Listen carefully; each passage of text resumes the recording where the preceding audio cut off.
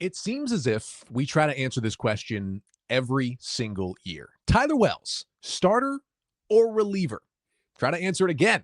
Coming up on this episode of the Locked On Orioles podcast.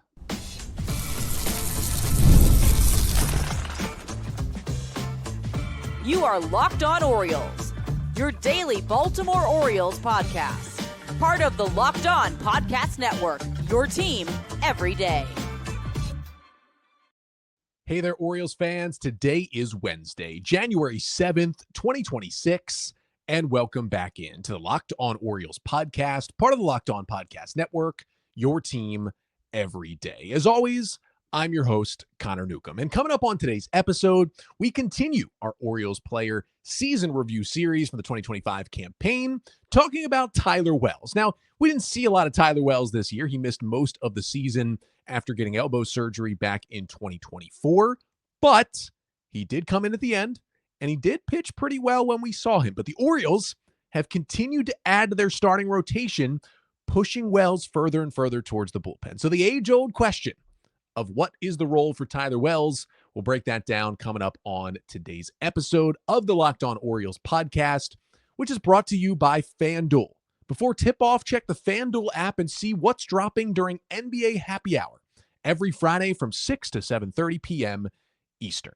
So let's talk Tyler Wells, right? We did not, first of all, see a whole lot of Tyler Wells this season. So this is going to be, yes, a season review, as many of these episodes are. We talk about what went right, what went wrong for a player this season, and then also chat about kind of their biggest questions or storylines heading into 2026. For Tyler Wells, it's going to be a little bit more of that last category because, again, he didn't pitch a whole lot in 2025. We saw Tyler Wells for 4 starts in 2025. He threw 21 2/3 innings, posted a 2.91 ERA in those 4 starts with a 4.15 FIP. It was a 22% strikeout rate in a very Tyler Wells fashion, 2.4% walk rate. He walked just 2 batters in those 21 2/3 innings when we saw him at the end of the year. That was good for, hey, at least a positive output for Wells of 0.3 FanGraphs WAR in those 4 starts we saw. So let's start with what went right for Tyler Wells. What went right in those 4 starts? They were pretty good. Returned from his elbow surgery on September 2nd to make his season debut after making just 3 starts in 2024, going on the injured list, trying to rehab through it. Didn't work. In June, he gets the internal brace elbow surgery. His rehab was a little bit longer, which we'll get to, but he comes back September 2nd, and all 4 starts were good. 5 innings, 2 runs, 6 innings, 1 run, 6 2/3, 1 run, and 4 innings, 3 runs were the 4 starts we saw. Overall, again, 18 strikeouts, 2 walks, 4 homers, and 21 2/3 innings. It was all very, very Tyler Wells. It was like he had never even left in those 4 starts that we saw. And the other great thing was the command returned immediately. For some pitchers, that the research shows that the stuff comes back earlier than command after they get major elbow surgery. But for Wells, only 2 walks in 21 2/3 innings. Now, sometimes walks is not the best indicator of command because you can be throwing balls in the strike zone, but not exactly where you want to be throwing them. And that can lead to some issues as well. But he had a 104 location plus on FanGraphs, which was the best since his rookie season in 2021. Now, it was a 2.4% walk rate in 4 starts. You're not going to run a 2.4% walk rate over a full season, but it's a 6.2% walk rate for his whole big league career. That is very, very low. And even the stuff to go along with the command was mostly there. I mean, overall, it was a 96 stuff plus, not overwhelming, but his best full season number since 2022. So you still kind of generally like how the ball was coming out of his hand, especially from his secondary pitches. And that great command that Wells has where he can throw the ball in the strike zone and hit the corners, as usual, led to him getting a lot of chase outside the strike zone. And really, it's pretty simple to explain why Tyler Wells gets guys to swing and miss outside of the zone more than most pitchers in the big leagues. It's because of the fact that he throws so many strikes and has done that throughout his entire big league career since the Orioles got him in the Rule 5 draft and brought him in 2021. Hitters kind of just assume that almost every pitch Tyler Wells throws will be in the strike zone. And his career backs that up. It's not a terrible approach So they swing, and they swing a lot, right? This is not the most like in-depth analysis of all time, but hitters swung at 55.8% of the pitches that Tyler Wells threw in those 4 starts in 2025. Now, again, it's a small sample size, but that would be the highest swing rate that he has ever had against him. So even for Tyler Wells, that is pretty high. Let me put that 55.8% into perspective for you. Among qualified pitchers this season, if you just look at, let's say, the StatCast way that they are grading out plate discipline, that is where the 55.8% comes for Tyler Wells. If you look at qualified pitchers, so this is starting pitchers, Tarek Skubal led the way with a 54.5% swing percentage against him. Only 12 qualified starters had a swing percentage of at least 50%, where they're throwing enough strikes or enough nasty pitches outside the zone, like Skubal and Jacob deGrom and Garrett Crochet, who's on this list, that they're just getting a ton of swing and generally a ton of swing and miss. If you pull it down to just 20 innings pitched this season as a minimum, Tyler Wells still has the 3rd highest swing rate. Only Brent Hedrick, who threw 23 innings for the Yankees, and Aroldis Chapman, who had an incredible year as the Red Sox closer, had a higher just swing rate than Tyler Wells did this season. Now, when you look at the qualified starters on the swing rate leaderboard, again, Tarek Skubal's number 1. He's probably the best pitcher in baseball. Number 2, Brian Wu was incredible this year. Number 3, Jacob deGrom. Number 4, Garrett Crochet, who was incredible. Number 5, Kevin Gausman, right? You have mostly names in the top 10 who are awesome. Then as you go a little further down, you get guys who kind of get hit around a lot at times. You have Zach Littell, you have Kyle Freeland, you have Mitchell Parker of the Nats all in the top 10. So it's not a 1-to-1 that, hey, if you have a high swing rate, you're going to be good. But for Wells, it works because his stuff also plays when it is outside of the zone. They swing a lot. That leads to a lot of chase. 35% chase rate in his 4 starts is super high. He was at 35.3%. Again, the leader in Major League Baseball this year in chase rate. Tarek Skubal, among qualified starters, was 35.1%. So again, Wells, over a super small sample size of 4 starts, was doing Skubal type stuff in terms of getting guys to offer at pitches, specifically pitches outside of the strike zone. Over 30 starts, would it look like that? Absolutely not. That's a small sample size thing. But it could look somewhat close. And that's the kind of repertoire and also really, I would say, what Tyler Wells has built, kind of a reputation for him almost, that he's just going to throw so many strikes, you better be ready to swing. And when he pulls out the rug from under you with a curveball below the zone or a fastball up at the eyes, guys are in swing mode and they swing and miss, or it's soft pop-ups, and Wells can get quick outs that way as well. But again, it is 4 starts. And while you like what you see from the 4 starts, it was a 4.15 FIP to go with the 2.91 ERA. So not all amazing things for Tyler Wells. Let's talk about the what went wrong from his 2025 season coming up next. But first, this episode of the Locked On Orioles podcast is brought to you by FanDuel. Fridays already feel different during the basketball season, and FanDuel is making them even better. Every Friday night before the games tip off, FanDuel gives fans a new way to kick off the weekend with NBA Happy Hour. NBA Happy Hour is your official pregame, a limited time window where special offers drop right inside the FanDuel app before the action starts. It's easy to check the weekly schedule before tip-off and make a move before the window closes with boosts, bonuses, and plenty of surprises. So before tip-off, check the FanDuel app and see what's dropping during NBA Happy Hour every Friday from 6 to 7:30 p.m. Eastern. A little basketball, a little action, and a whole lot of Friday energy. That's NBA Happy Hour, only on FanDuel, the official sportsbook partner of the NBA. So for Tyler Wells, it was a pretty solid 4 starts. We saw him come back from elbow surgery. Before we talk about what went wrong in his season, though, I want to tell you about the Everydayer Club. I want to thank you for making Locked On Orioles your first listen of the day. And thanks for making Locked On now the #1 sports podcast network. Now, you already live the Orioles, your team every day. Now it's time to take it up a level and go ad-free. Join the Everydayer Club today and get Locked On Orioles with no interruptions, members-only Discord access, and more, all for just $5 per month, or to save a little bit of coin, $50 per year. If you're interested, go to lockedonorioles.supercast.com or check the link down here in the show notes to learn more about joining the Everydayer Club. So Tyler Wells, back from elbow surgery, 2.91 ERA in the 4 starts he made in September. Let's talk about what went wrong for him this season. I would say the first thing that went wrong, of course, is that he missed most of the season. Had the internal brace surgery, a little less invasive way to fix the UCL than the full Tommy John surgery, had it back in June of 2024.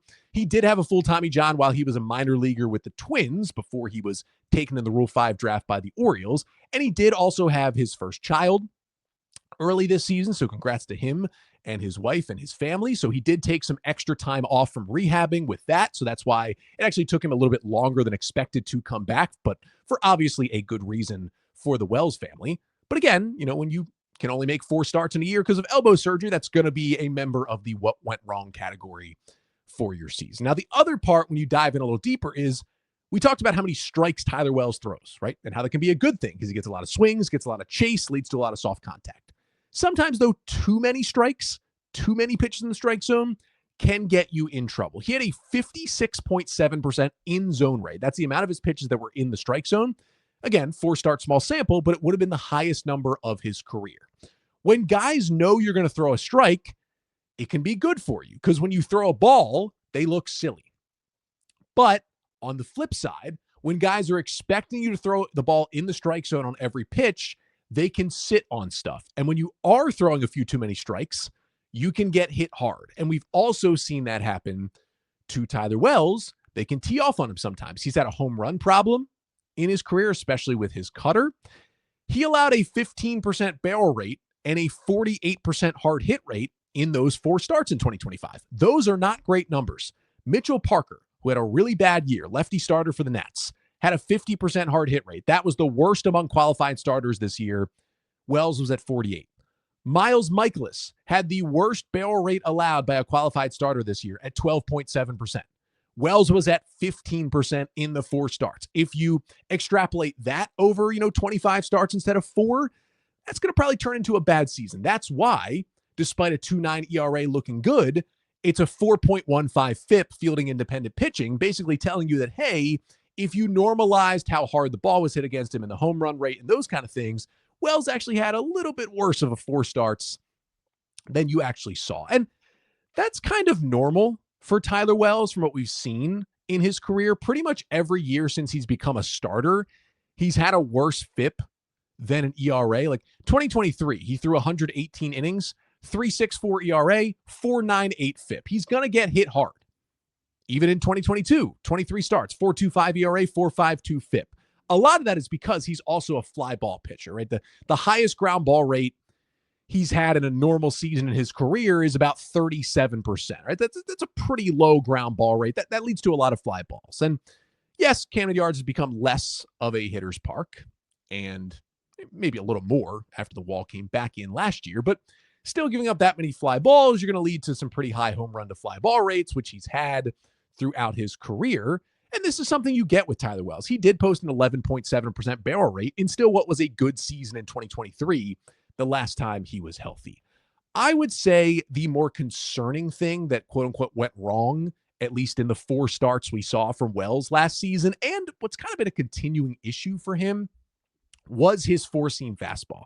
Some of the stuff looked different, even though it was an overall 96 stuff plus, best since 2022. The stuff plus on his 4-seam fastball was down at 84.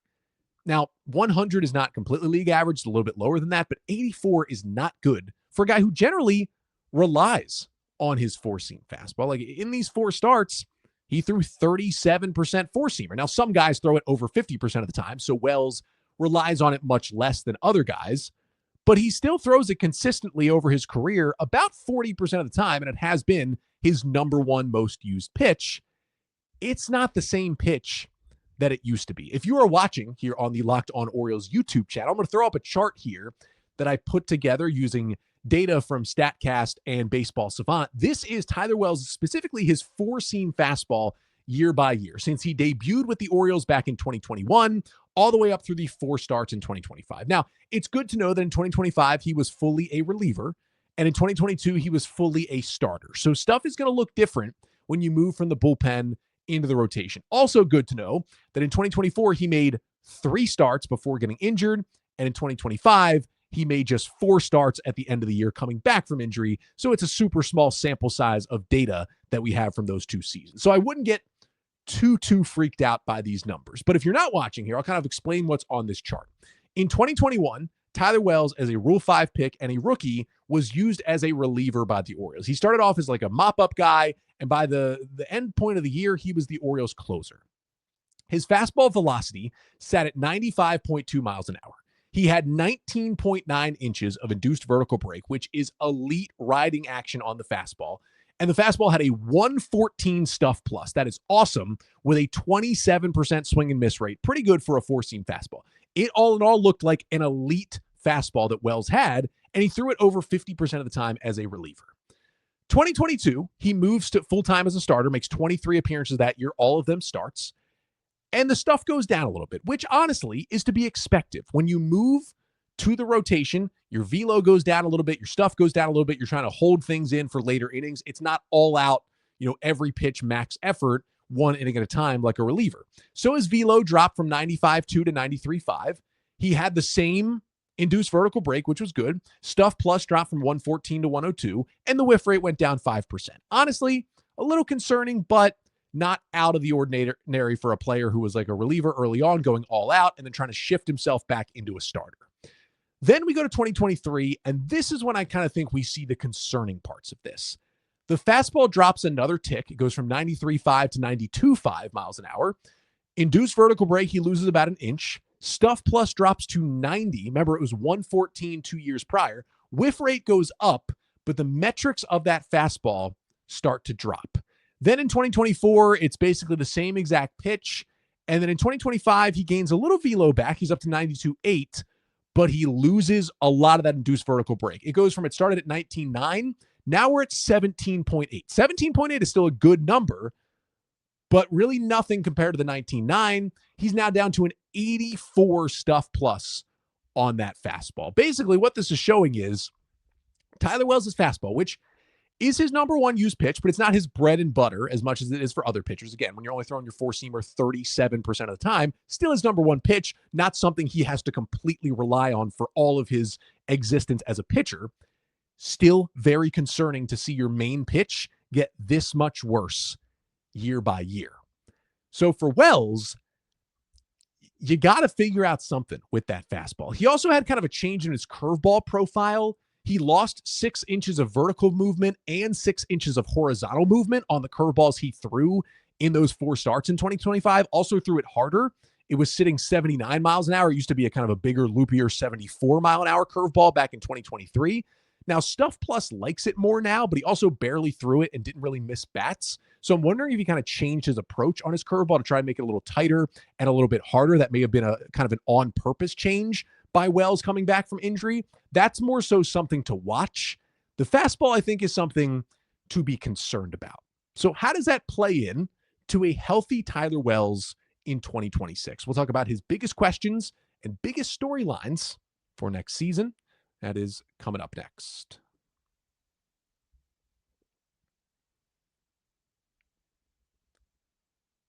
So for Tyler Wells, at this point, he is kind of surprisingly 31 years old. He'll be a free agent after 2027. So the Orioles have 2 more years of team control with him before he becomes a free agent. How about biggest questions, biggest storylines heading into 2026? I think the big one is the one we talk about every year with Tyler Wells when he's healthy. Starter or reliever. In his big league career with the Orioles, as a starting pitcher, 249 1/3 innings, 4.11 ERA, 4.82 FIP, 21% strikeout rate, 7% walk rate. As a reliever, 67 innings, much lower sample size, but 3.49 ERA, 3.38 FIP, 29% strikeout rate, and actually a lower 5% walk rate. His stuff, his stats, they've always played a lot better as a reliever rather than a starter, but that's not really a surprising thing to say. That's how it works for most starting pitchers who move into a relief role. You have to throw less innings. You can go more max effort for 1 or 2 innings at a time. Your stuff plays up. Your velo plays up. You generally look like a better pitcher in those much smaller sample size. That is not surprising at all that is the reality for a guy who's pitched as both a reliever and a starter at different times. Now, he can start for a while, but his career high innings pitched is 133 and a third in a season. That is the innings he pitched between the big leagues and the minors in 2023 for the Orioles. That's when he made a season high or a career high 23 starts. Now, he's also had some injury issues. Went on the IL in July of 2022 with side discomfort that kept him out till September. They tried to bring him back in a weird way. He clearly wasn't ready.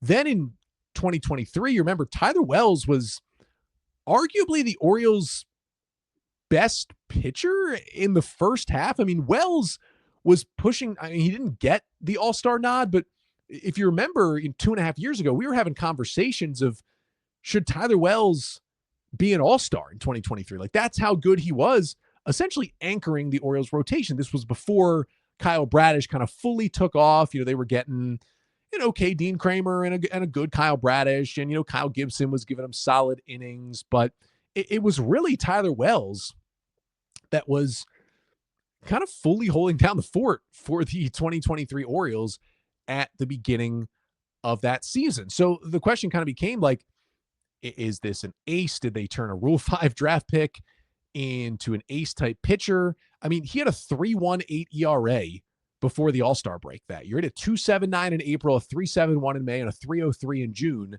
and then a 6.43 ERA in July. He looked awful. He was walking guys all over the place, giving up homers like it was nothing, and he gets sent down to AAA. And we didn't see him back until late September as a reliever. He never really went on the injured list, but he was dealing with fatigue.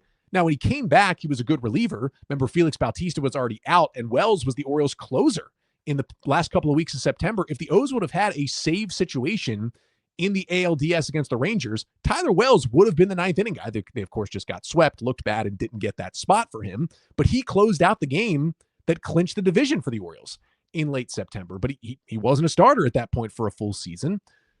So right now, I think we're at the point after the Orioles signed Zach Eflin to that 1 year, $10 million deal, and they also traded for Shane Baz.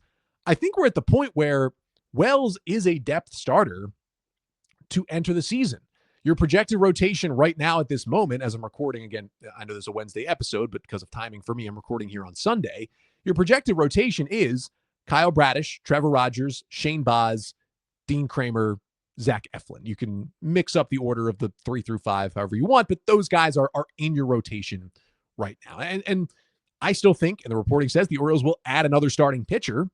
And for me, maybe that'll mean Zach Eflin's on the IL to begin the year, or here Dean Kramer goes to the bullpen, or they do a 6-man rotation. But even with that, that pushes Wells even further away from the rotation. Now, to begin the year, I would probably put Wells above a guy like Cade Povich in the pecking order for the Orioles rotation. So as it stands at the moment, I would call Tyler Wells the 6th starter and Cade Povich the 7th starter, again, where the roster sits right at this moment on Sunday, January 4th. But those things can absolutely change as well. And Mike Elias said it after the season ended that Tyler Wells will work as a starter in spring training. And even though they've added Eflin and Baz, and I think we'll add one more starter that pushes Wells down to the number 7 guy, or even you could argue the number 8 guy behind Povich if you want to, I still think they will use Wells as a starter in spring training. Maybe they don't build him all the way up to 6 innings, but he will throw 3 and 4 inning stints in Sarasota to get himself ready for the season. Because A, you need to have at least 10 guys working as starters in spring training because guys are going to get hurt. You need guys ready to step in. B, I think if Wells goes to the bullpen, it'll be nice to have him in a long relief kind of Swiss Army knife role because you have Ryan Helsley in the 9th inning and you have Andrew Kittredge in the 8th inning and you have these guys like, Rico Garcia and Dietrich Enns who have shown flashes, and you have guys who hopefully you're hoping for a bounce back for, like again, your Cano as a setup guy in your bullpen. Even though Enns is someone who can go multiple innings, and Garcia is someone who can go multiple innings, and maybe Cade Povich is in your bullpen as someone who goes multiple innings, having Wells in kind of those multi-inning stints keeping him going 2 to 3 innings in the bullpen gives you a really interesting Swiss Army knife and keeps him more built up if you do, have a Dean Kramer injury or a Shane Baz injury or whatever it may be, where you can stick Wells back into the rotation for a stretch at some point during the regular season that can help you fill that role instead of having to dip into, a Cade Povich or a Brandon Young from AAA. I think Wells just gives you a higher floor if you need a starter for 3 weeks than going to Povich or Young at this point. That gives you more starting pitching depth and puts you in a better spot for not just your rotation, but the entire pitching staff in 2026. I think the perfect season for Tyler Wells, like if you look at projections for him right now, I mean, you look at the bat projection, which just came out, they give him 89 innings. They give him 11 starts and then 38 relief appearances for a 4.35 ERA. Steamer projections also give him 11 starts, but they have him throwing 102 innings. So they just think he'll work more as a multi-inning guy as a reliever. I think if Tyler Wells throws 102 innings this year, now they have him projected for a 4.53 ERA. That's because of the way Wells projects with his FIP, but he is a guy who is always outperforming his FIP. So if you can get 100 innings of a 3.5 ERA for Tyler Wells, I think that's absolutely possible. He gives you those 10, 11 starts. He gives you 30-something relief appearances. He stays healthy all season coming off the elbow injury. And if you needed to eventually use him as a starter again in 2027, he'd be built up enough to do that. But he also shows those flashes of good late-game reliever we've seen from him in 2021 and 2023 when he was given those situations for the Orioles in the big leagues. I think he could be like the X factor of this pitching staff. He can start, he can multi-inning, he can pitch in the late innings as a high leverage guy. And it's also kind of the perfect way to limit his innings coming off elbow surgery. Nobody's expecting even 150 innings from Tyler Wells this year. You're expecting, if you get 90, you're fine with that between a starter and a reliever. If Wells throws 150 innings this year, something went wrong because a bunch of starters got hurt and you had to turn to Tyler Wells. The last question is just, in all of those roles, can he get the stuff back? Will the fastball come back just from kind of moving to the bullpen, being in shorter stints, going more high effort?